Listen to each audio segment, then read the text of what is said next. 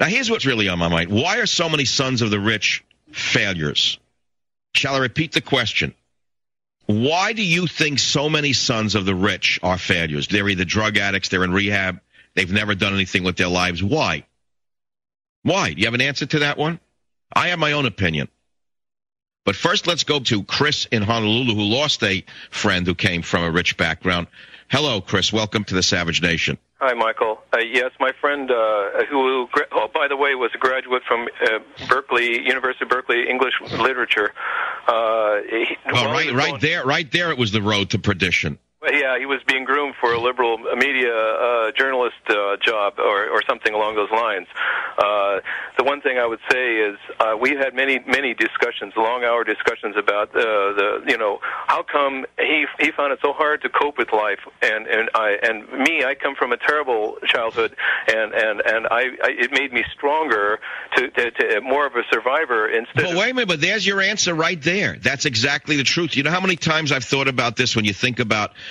I got to relate to this, Chris. I was raised in a pretty tough manner. I'll be honest with you. I'm not going to go into details. I was raised in a very, very tough manner, looking back on it. It was very severe. Now, when it used to get me crazy, long after my father was dead, there were times I hated him, I'll be honest with you. Until one day I stopped hating when I realized something. You know what that was, Chris? In his mind, he was doing it to make me a better person. He was afraid I'd wind up soft and weak and go down the tubes in America. That's what he was afraid of. He was an immigrant. And he used to say it over and over again, that I'd wind up ruined, you got no character. What he was doing in his own mind was putting that irritant inside the oyster of his son to create the pearl of my character.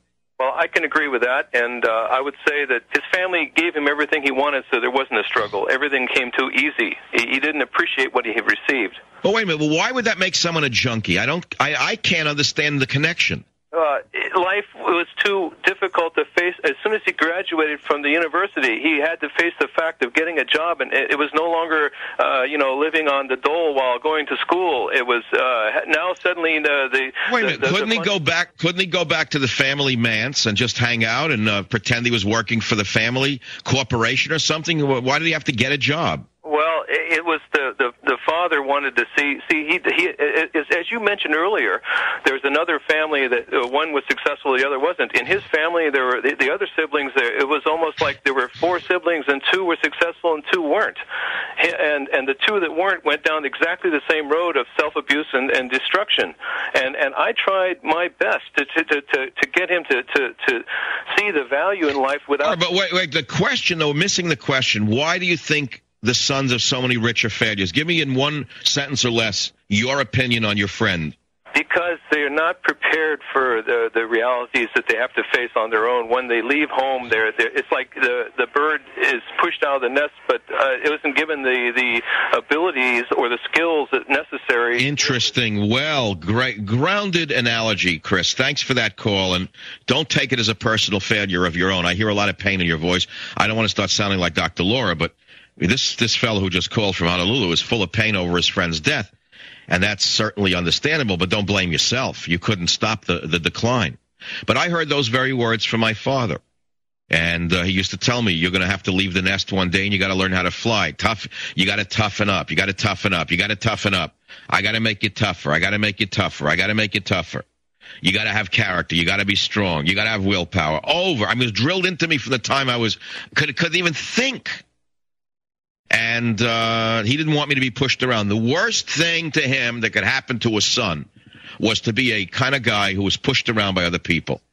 The absolute worst thing that my father thought could happen to his son was not to be a financial, let's say, mediocrity. That didn't matter to him. That was not, in the way I was raised, that wasn't the goal. He wasn't to be the richest guy in town. It was to have, I guess, honor, you would call it. These were old world kind of values. And in other words, you had to maintain your honor at all costs. You didn't let anyone dump on you. You didn't let anyone put you down. You didn't let anyone push you around. There are words for it that I don't have to repeat. And to this day, I am formed by that. I don't like people getting over on me. I don't care who it is. I have a very hot temper, and I take offense very easily, and I frankly have to fight with this every day in myself. I have to conquer this in myself. I want you to understand what I'm saying. To this day, it's a challenge for me to ignore the slings and arrows of absurdity that mean nothing. The slight of a waiter, the insult of a person on a highway, the things that might trigger anger in another person. You might call it anger management, but I've learned to have to manage my own anger. It's not easy for anybody who has been trained not to yield to the next person. But what I learned is you have to save it for what's important. Don't let a little thing trigger you. Wind up a madman. And there's another way around it, which is never leave the house.